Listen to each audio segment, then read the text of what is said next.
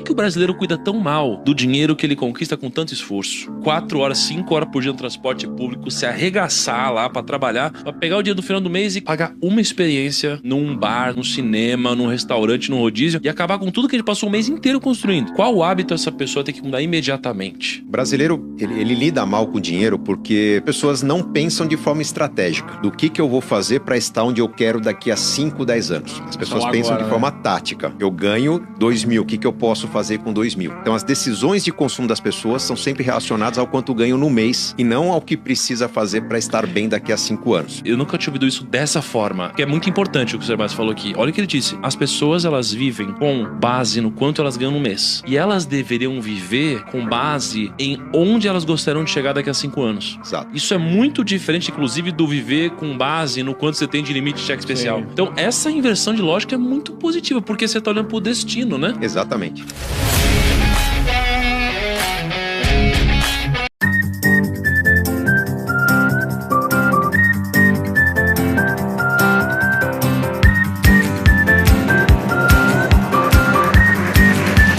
Olá! Você gosta de um café bem forte?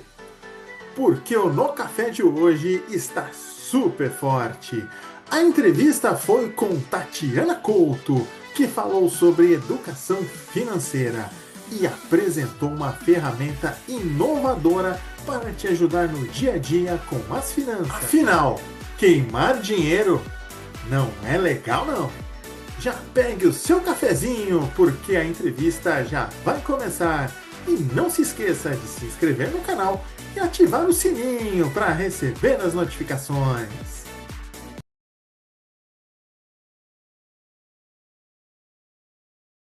Está no ar mais uma edição do No Café, que tem o imenso prazer de receber hoje Tati Couto para esse grande encontro ali para falar sobre educação financeira. Tudo bem, Tati? Tudo bem, Fábio? Boa tarde, pessoal que está assistindo. É um prazer estar aqui com vocês. Imagina, o prazer é todo nosso. Conta pra gente aí quem que é a Tati.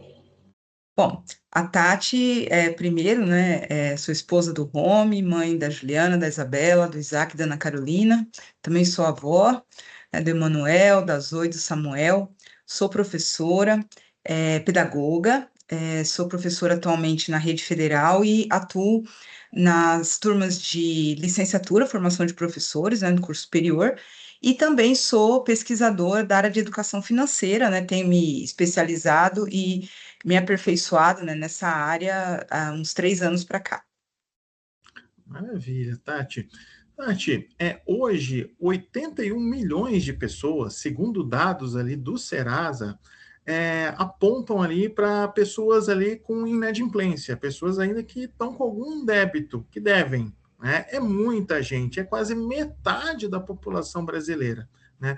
Muitos que estão no vermelho nessa situação são por motivos de desemprego, motivos de saúde, entre outros fatores, né? Um deles, a gente sabe também que às vezes é a falta de uma boa educação financeira, né? Que dica, que conselho, que cartilha você deixa para evitar com que muitos brasileiros entrem nessa situação do endividamento? Bom, primeira coisa que eu sempre recomendo, assim, primeiro a gente precisa mudar a mentalidade, né? Então seria nós aprendermos mesmo, estudarmos sobre como que funciona o mercado financeiro, como que funciona a questão até psicológica, né, dos gastos, as questões emocionais que envolvem lidar com dinheiro, né? Que dinheiro não é uma questão só física, ela é emocional também, a gente sabe disso, né? E saber trabalhar, principalmente com o controle, né? O controle das nossas despesas, saber realmente quanto a gente ganha, quanto a gente gasta, né? Saber controlar os impulsos aí no gastar, né? Que aí entra muito a parte emocional, né? Do que eu quero, eu preciso, né? Até fiz um vídeo uma vez sobre eu quero, eu preciso, e entendermos sobre isso e vendo que realmente a gente, de repente, as contas não fecham, porque as entradas, né? O que a gente ganha está menor do que as despesas básicas que a gente precisa, né? Tirando já tudo que a gente está gastando a mais, está entrando menos, precisa entrar mais, nós precisamos correr atrás de fazer uma renda extra, né? Já que tentou reduzir todas as despesas e ainda assim está em déficit, né? Como eu sempre falo da balança nutricional, né? Quando a gente quer emagrecer ou a gente quer ganhar peso, a gente tem que desequilibrar essa balança, né? Assim também nas finanças, né? A gente precisa desequilibrar para termos dinheiro em caixa e sairmos dessa condição do endividamento, cortar créditos, cortar empréstimos, né? Tentar viver mesmo com aquilo que a gente ganha, não ampliar a renda, não ampliar, não a renda, ampliar a renda, não ampliar o custo de vida, né? Quando a nossa renda aumenta. E isso é um dos primeiros passos para que a gente possa sair desse número, esse indicador horrível, né? De tantas pessoas endividadas no nosso país. Ah, legal, Tati. Tati, temos uma outra situação também, que são aquelas pessoas que estão na situação de endividamento e que querem sair dessa situação, né? Que são esses milhões de brasileiros, né? Muitos, às vezes, já estão no negativo, já estão pegando o empréstimo do empréstimo para tentar sair dessa situação, né? E a gente sabe que hoje em dia existem tantas facilidades como crédito pessoal, crédito consignado, né? Financiamento, cheque especial, cartão de crédito, né? Que acabam sendo tentações, né? Que acabam dando aquela sensação de tipo, vou agora pagar aquilo que eu estou devendo, mas também que podem servir como armadilhas. Também a pessoa acabar se endividando ainda mais. Qual estratégia que você melhor indica para quem quer sair de uma forma inteligente, né, do vermelho? Bom, primeiramente, né, é a gente tentar de parar pagar, tentar de querer pagar aquilo que a gente não consegue, né? O que que significa isso? Bom, eu tenho um cartão de crédito, estou endividado, então eu vou lá e parcelo. Então eu vou lá e negocio e coloco mais juros naquilo. Ah, eu vou pagar pelo menos o mínimo. Então a gente tem que parar com isso. Primeira coisa, porque pagar mínimo, fazer parcelamento de dívida já parcelada, tirar de um empréstimo para pagar outro, a gente só vai fazendo virar uma bola de neve essa dívida, né? Então, primeira coisa, eu sei que é ruim, está com o nome sujo, está com restrição no nome, eu já passei por isso, e passei com dívidas assim altíssimas antes de eu entrar nesse processo, né, de entender sobre educação financeira, porque eu sempre digo que a bagunça das finanças não significa só quando a gente ganha menos, né? Significa a falta de gestão mesmo que a gente ganhe muito, né? Porque não adianta nada a pessoa ter uma renda de 50 mil por mês e gastar 60. Ela vai ser endividada, assim como aquele que ganha um salário mínimo e deve R$ 2.000 por mês, né? Então, quer dizer, não é a quantidade de dinheiro. Mas ontem mesmo, né, eu assisti no Fantástico, passando uma reportagem sobre as empresas que estão aplicando golpes em pessoas para tirar o nome delas do SPC. Então, eles fazem uma ação judicial, né, enfim. Não dá tempo aqui de contar o que eles fazem, mas estão entrando em contato com as pessoas que estão com o nome com restrição, porque as pessoas querem sim estar com o nome limpo, né? Querem estar sem restrição no crédito. Porém, o que que acontece? A gente tem que entender a restrição de crédito como uma segurança para o próprio consumidor e não como algo que vai prejudicá-lo. Mas o que que significa isso? Bom, se eu peguei dinheiro até agora e eu não estou conseguindo pagar, se ninguém falar para mim, chega, eu posso continuar pegando e essa dívida vai aumentar cada vez mais. Então, eu preciso que alguém diga para mim, olha, e é isso que o Banco Central, né, que as empresas falam, olha, você não vai mais poder ter crédito na praça enquanto você não acertar essas suas dívidas. E falando desse golpe, né, que as empresas querem dizer que você vai conseguir limpar seu nome, a dívida vai sumir, a dívida não vai sumir, né? Eles aplicam um golpe, a pessoa acaba por inocência, né, entrando nisso porque tem o desejo, né? Tem o desejo de sair da dívida, mas o primeiro passo mesmo para sair da dívida, primeiro é anotar quanto que você deve realmente. Né? Eu pergunto para quem está nos ouvindo, você que está hoje em dívida, você sabe quanto você deve? Exatamente quanto você deve? Ah, eu não quero nem anotar, porque é um absurdo, eu não consigo pagar. Não, primeira coisa, quanto você deve e para quem você deve? A partir dessas informações, a gente consegue fazer o quê? Um plano de pagamento. A gente deixa de pagar os credores, os juros vão cair. Eles vão oferecer propostas, né, de negociação para você quitar muitas vezes sem juros, né? Ou vão retirar muitos acréscimos, muitos juros que estavam cobrando. E aí você vai ver que, claro, vai levar um tempo, né? Às vezes aí alguns meses ou até mesmo alguns anos, mas é possível sair das dívidas negociando com os credores e parando de tentar pagar juros rotativos, que nunca sai do mesmo lugar, né? Legal. Tati, crédito consignado é melhor que financiamento, mito ou verdade? É verdade. Se a gente souber lidar, né, com o empréstimo consignado, com sabedoria, com disciplina, organização, porque o empréstimo consignado ele tem os menores juros de financiamento do mercado, né? Então, todo mundo que tentar fazer o empréstimo consignado não precisa estar com o nome limpo, né? Então, às vezes a pessoa, por exemplo, tem uma dívida alta, de um cartão de crédito, né? E ela não está conseguindo pagar e ela vai ter uma restrição no nome por causa daquele cartão que às vezes tem cartão de crédito no Brasil que cobra na faixa de 20% dos juros rotativos ao mês, né, do usuário, do consumidor, que é um absurdo, mas a gente sabe que existe isso, né? Mas a média de pelo menos 5 a 10% é comum. Né? E o empréstimo consignado, ele gira em torno mensal de 1 a 2%, quando é muito alto, né? É 2,5%, que é menos da metade dos juros de um cartão rotativo, né? Que cobra uma taxa mais barata. Então, realmente é verdade, até mesmo para financiar um carro, uma moto. Às vezes, para o imóvel, não, porque se a pessoa entra no programa Minha Casa Minha Vida, por exemplo, a taxa de juros é muito pequena e pode ser até mesmo menor que o crédito consignado. Né? Mas pessoas que não têm, que a renda ultrapassa o limite da Minha Casa Minha Vida, a taxa de juros do consignado ela costuma ser menor do que a taxa de financiamento do imóvel também. Legal. Tati, eu vejo muito assim nas suas redes sociais que você divulga muito uma ferramenta chamada Mapa Financeiro 5G. Achei até um nome bem bonitinho, né? Para que serve essa ferramenta, né? Qual que é o objetivo dela? Como é que ela pode ajudar na educação financeira e como ter acesso a essa ferramenta? Primeiro, assim, o Mapa Financeiro 5G ele é um aplicativo que você pode utilizar tanto no seu celular, smartphone, o iPhone, né? Ou no computador. Então, a mesma, você entra com uma senha de login, né? No seu e-mail. Então, o mesmo dado que está no seu celular, você pode acessar em outro celular, desde que você tenha seu login e senha. Ele foi criado pensando nas pessoas que detestam planilha. Pensando nas pessoas que sabem que precisam se organizar financeiramente, né? Precisam saber exatamente. Quem nunca esqueceu uma conta para pagar, né? Então, o aplicativo Mapa Financeiro, um dia antes de vencer a conta, você recebe uma mensagem no teu WhatsApp. Claro que você cadastrou as contas lá, né? Mas o trabalho inicial é só o primeiro mês, né? Que você tem que cadastrar tudo, depois ele vem no automático te lembrando. Tem o porquinho de assistente de voz que você só clica lá. A pessoa às vezes não gosta muito de escrever no celular ou tem dificuldade. É só falar, né, com áudio. Olha, gastei R$ 50 no mercado. Ele já registra automaticamente. Recebi R$ 500 de prestação de serviço. Ele já dá a entrada também. Então, ele é muito prático, muito fácil.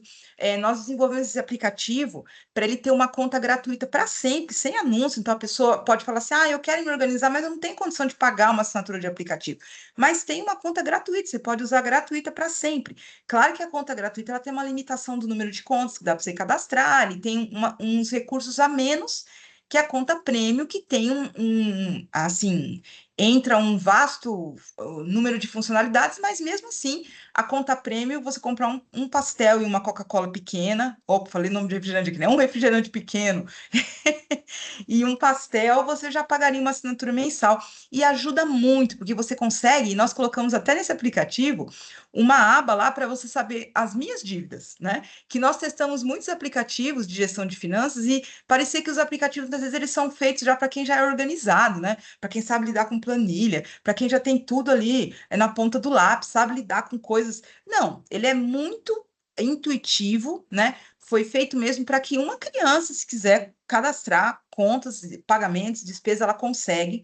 Ela tem até uns desafios lá, meio gamificado, né? Até ficou interessante assim, realmente fácil, prático e é uma ferramenta essencial. Um aplicativo de gestão de finanças, se você não quer anotar no papel, se você não quer anotar na planilha, porque o papel, às vezes, você está anotando em casa o caderno está em casa, você saiu, não está com o caderno, aquela coisa toda, né? Então, o aplicativo está sempre ali com você no seu celular, só clicar, falar, ele já registra, é só criar o hábito. E realmente a gente sabe que quando a gente começa a colocar o controle, né? Mudar nossa mentalidade em relação a como gastar e como ganhar, e o controle das finanças, a gente sabe que a gente consegue avançar e chegar no objetivo que é o quê? Não apenas sair da dívida, mas juntar e construir um patrimônio, né? Que eu acho que é o que todos querem, né? Não só deixar de ser endividado, mas poder deitar a cabeça no travesseiro tranquilo, sabendo que não está tão preocupado com a conta que tem que pagar amanhã, porque tem uma reserva de emergência, né? Legal. Então, portanto, gente, baixem o aplicativo Mapa Financeiro 5G aí no seu celular, que com certeza a Metade vai fazer Isso aí. toda a diferença. Tati, se você fosse entrar assim em rede nacional, assim, para o planeta inteiro, para o mundo inteiro, todo mundo te assistindo, se tivesse a oportunidade ali de gravar uma mensagem motivacional para todo mundo, que mensagem seria essa? Bom, primeiramente eu falaria do método Finanças 5G, que é um método que eu desenvolvi nesses meus estudos e minhas pesquisas, né, desde o ano passado, que é você ter uma gestão com o seu dinheiro de forma que você vive em paz, tenha liberdade financeira, e o 5G ele fala sobre princípios, né, de mudança de vida e de mentalidade, que é o 5G, o primeiro G é ganhar, o segundo G é gratidão, o terceiro G é generosidade, depois gastar e guardar. Quando a gente caminha nesses princípios, né, nesses 5 princípios, sendo grato àquilo que a gente tem, né, não apenas só reclamando, mas tendo gratidão, sendo generoso, que é ajudar ao próximo, é ajudar uma obra social, é ajudar uma instituição religiosa que seja, né, mas assim, dar, não apenas só querer receber, né, e ter esse princípio de saber o que eu vou ganhar, eu preciso ter renda, mas eu também não posso ser mesquinho, né, ficar numa ostentação, mas sim saber dividir, saber repartir, saber como gastar e, principalmente, né, desenvolver um hábito que muitos brasileiros não têm. A gente sabe aí que pesquisas recentes mostram que cerca de 67% dos brasileiros não investem nem debaixo do colchão, né? E, tipo assim, fazer com que o guardar seja um alvo na vida de todo mundo e assim a gente consegue alcançar a nossa paz, né, de viver em paz com o nosso dinheiro e com as nossas finanças. Legal. Tati, se você tivesse a oportunidade de convidar algumas pessoas para tomar café junto de você, que pessoas seriam essas? Por que delas? O que você diria para elas? Bom, primeiramente, como eu sou da área da educação, né? Minha formação é em educação, mestrado em educação, doutorado em tecnologia e sociedade, em questão de metodologias educacionais, né? Eu gostaria muito de conversar com aqueles que hoje no nosso país são os governantes na área da educação, né? Para propor que se acontecessem mudanças de realmente a educação financeira entrar como proposta de currículo, não apenas como algo só citado na Base Nacional Comum Curricular, que se por um acaso der tempo, né, vai entrar na grade curricular, mas sim como algo que seja um princípio mesmo, né? Um princípio, uma proposta curricular que esteja ali integrada mesmo para que a criança, desde a mais novinha, né, aprenda a lidar com o seu dinheiro para não acontecer isso que a gente tem visto acontecer no país hoje, né?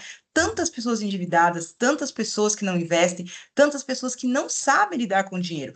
Eu não tive educação financeira na escola, não sei se você teve. Meus pais não me ensinaram a lidar com o dinheiro, meus amigos não me ensinaram e eu quebrei muito a cara, né? Até chegar num ponto e falar: peraí, eu preciso estudar sobre isso e tomar um rumo diferente na minha vida. Mas já estava para cima dos 40 anos, né? Então isso não precisa acontecer. A gente pode começar isso na base, né? Na base mesmo da educação infantil. E também, se eu pudesse voltar no tempo, né? Eu conversaria com os meus pais, né? E diria para que eles estivessem me ensinando, eles aprendendo, né? E também me ensinando para que eu pudesse começar a investir lá dos primeiros anos de trabalho, né? Lá com os meus 20 anos, quando eu comecei a trabalhar, eu já começasse a investir, que hoje, com certeza, eu teria um patrimônio muito maior do que eu tenho hoje. Maravilha, Tati. Tati, quero te agradecer aí pela entrevista, tá? Eu Por que esse agradeço, Fábio. momento bacana, esse bate-papo bacana sobre educação financeira. E agradecer a todos ali que assistiram aí a edição de hoje do No Café. A gente volta aí na próxima edição. Forte Um abraço. abraço, obrigada.